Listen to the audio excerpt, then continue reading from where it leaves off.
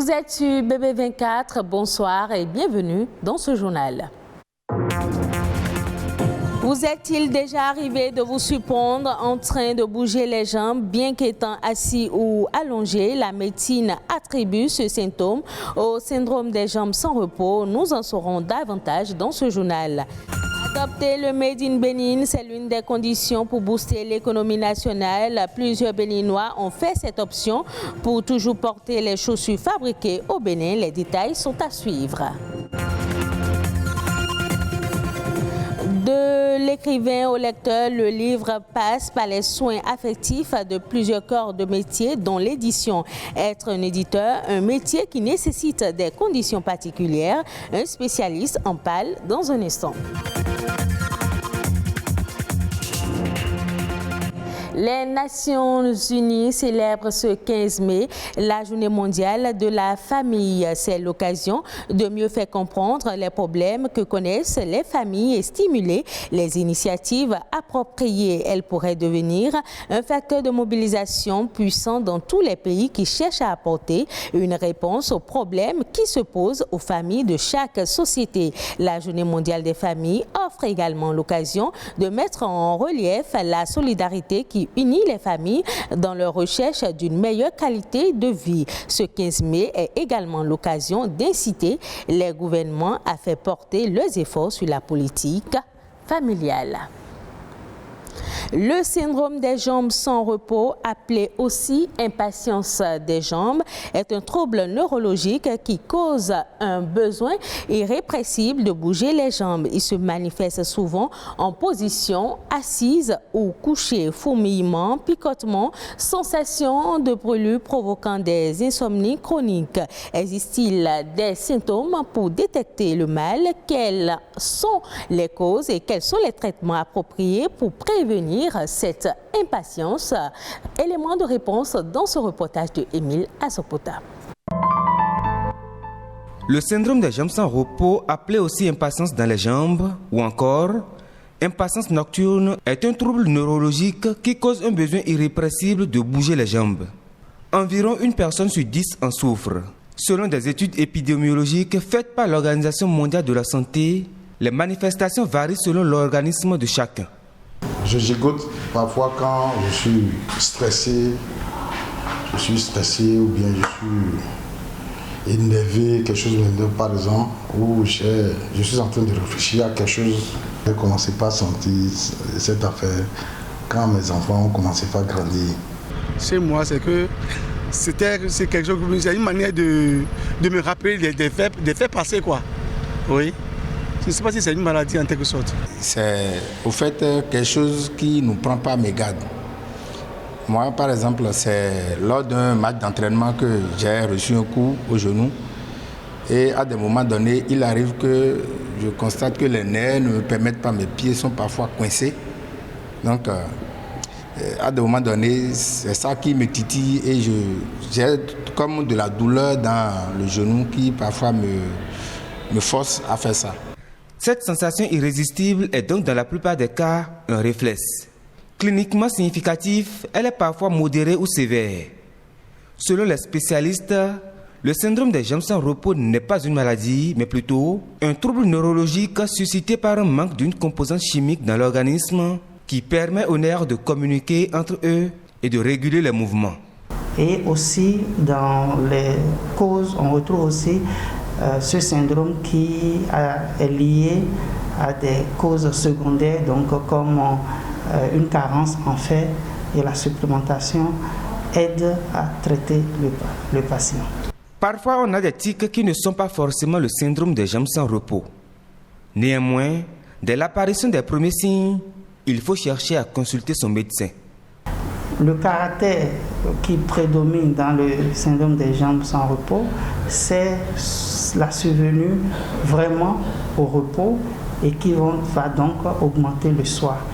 Et il y a l'anxiété, comme vous le décrivez, le fait d'attendre et de manifester une impatience parce qu'on attend à la banque, à la poste, etc., n'est pas forcément le syndrome des jambes sans repos. Mais c'est des éléments qu'il faut surveiller pour le dépister. Il est important de noter que l'on peut présenter des impatiences de façon intermittente sans pour autant développer un véritable syndrome des jambes sans repos. Et si on commençait à consommer ce que nous produisons et à produire ce que nous consommons? C'est le principe du consommons local. Si certains Béninois préfèrent les produits importés, d'autres par contre choisissent le Made in Bénin. Un regain d'intérêt qui motive davantage les producteurs locaux à miser sur la qualité de leur production. Dans ce reportage que je vous invite à suivre, nous vous emmenons à la découverte des chaussures localement fabriquées. Il existe sur le marché béninois différentes variétés de chaussures pour hommes. Ce sont des paires italiennes en double cuir. La semelle elle est en double cuir, c'est sa spécialité. Nous avons ensuite des tapettes avec des cordes à l'arrière. Nous avons aussi les paires basses, c'est aussi un modèle. Les paires basses, c'est aussi un vieux modèle qui est revenu, qui a été remodélisé. Nous avons les bottines aussi. C'est pour ceux qui... Il y a beaucoup de gens qui n'aiment pas porter des chaussures coupées. Donc quand c'est une bottine, ils sont plus à l'aise dedans. La majorité des clients qui achètent leurs chaussures en prêt-à-porter misent sur leur qualité et leur résistance. Dans le secteur privé, ceux qui sont tenus de s'habiller de façon classique. Les fonctionnaires d'État également sont tenus de s'habiller forcément pour aller au service. Donc ils ont besoin de bons souliers, des souliers résistants. Mais qu'en est-il alors des chaussures fabriquées au Bénin? Nul n'est prophète chez soi. Parce que c'est fabriqué au Bénin, la psychologie du Béninois est que ce n'est déjà pas de la bonne qualité. Il faut qu'il s'approprie une paire italienne. Vous voyez, ça c'est un premier inconvénient. Le second aussi, plus les cordonniers béninois ils mettent de la matière, plus la chaussure, le coût de la chaussure est élevé. Vous voyez, et en plus comme c'est fabriqué au Bénin, le coût élevé, les gens n'adhèrent pas du tout à ça. Vous voyez, donc ils sont obligés de fabriquer des chaussures avec des semelles en élastomère. Vous voyez, ce qui fait que quand les gens commencent par le porter, il suffit juste un peu de temps. La chaussure commence par se gâter déjà dès le bas. Nul n'est prophète chez soi, mais contrairement aux idées reçues, le Made in Bénin n'est pas forcément du bas de gamme. Puisqu'on exporte nos chaussures aussi en Europe, parce qu'il y a des fois en Europe, on participe, eux-mêmes nous exigent de vendre ça à un prix qui est le triple même de ce qu'on vend ici. Parce qu'eux, ils ont des experts en la matière qui valorisent, disent que non, ça, vous ne devez pas vendre ça à ce prix-là. Et nous exigent de vendre ça à tel prix. Les matières utilisées pour confectionner les chaussures faites au Bénin sont choisies avec soin pour le grand bonheur des clients. Ils ont les chaussures en peau de crocodile, appelées communément coco, et les peaux d'iguane. Il y a la peau d'iguane aussi. Donc ils font des tapettes en peau d'iguane. Moi j'ai déjà commandé 2 chaussures encore pour la fin d'année. Clairement, moi j'aime les trucs qui sont faits chez nous ici, puisque je trouve plus la qualité dedans et le prix aussi c'est abordable. Donc je préfère acheter chez moi et je crois que c'est donner un coup de pouce à l'économie de chez moi. Dans le but de développer mon pays, je me suis lancé dans la fabrication des matières premières, dans la fabrication des chaussures. Qui demande la main-d'œuvre béninoise et aussi parce que nous on travaille le local, les peaux, donc on peut les retrouver facilement en Afrique et au Bénin aussi. Il est possible de faire des chaussures Made in Bénin, un label de qualité, une référence aussi bien au plan national qu'international. Il est un interlocuteur de l'écrivain le plus proche d'ailleurs. L'éditeur est en quelque sorte un professionnel du livre dont la fonction est d'encadrer la sortie d'un ouvrage en veillant aux différentes étapes de sa conception. Il est considéré à la fois comme un lecteur et un promoteur de livres. Ce travail nécessite un savoir-faire particulier. Anissé Meigbeto est éditeur. Il nous parle de son métier. Un éditeur de livres, c'est quelqu'un qui, en réalité, a une formation littéraire de base, d'accord, et qui a complété cette formation littéraire par une formation d'éditeur, c'est-à-dire de gestion d'une maison d'édition. voilà celui qu'on peut appeler un éditeur. Les normes pour se faire appeler éditeur. Il faut avoir un registre du commerce, il faut avoir un numéro IFU et être en règle avec le fixe. L'écrivain, en réalité, ne devrait pas avoir une relation directe avec l'imprimeur sans passer par l'éditeur.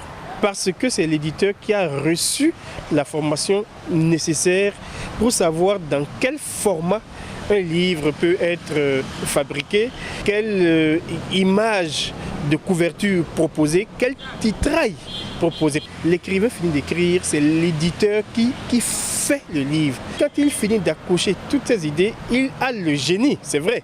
Mais il y a aussi un travail éditorial au niveau de l'éditeur qui part déjà du titre, du contenu, la forme. Est-ce qu'il faut orienter l'ouvrage vers le genre roman, le genre nouvelle, le genre conte, le genre essai, le genre théâtre, et ainsi de suite. C'est un travail d'éditeur. L'éditeur est là pour veiller à ce que l'ouvrage puisse respecter ces normes-là indiquées. Du Bénin et au Zimbabwe, le gouvernement reste résolu à attirer les investisseurs dans la filière cannabis. Après avoir donné son feu vert à la culture du produit à des fins commerciales, l'État vient d'annoncer plusieurs mesures afin d'accompagner les acteurs privés qui souhaitent s'y lancer. Désormais, les exportateurs seront autorisés à conserver la totalité de leurs recettes d'exportation libellées en dollars sur une période allant de 2 à 4 ans contre un quota de 60% fixé actuellement en raison de la pénurie chronique en billets verts. Pour le gouvernement, cet arsenal d'incitation devrait aider au développement du secteur dans l'espoir de l'ériger en tant que principal levier de récupération de devises agricoles en 2021. Et ce sera tout pour cette édition. Merci de l'avoir suivi. Retrouvez ce journal sur le site de l'ORTB, www.ortb.bj. Passez un agréable week-end en compagnie de nos programmes.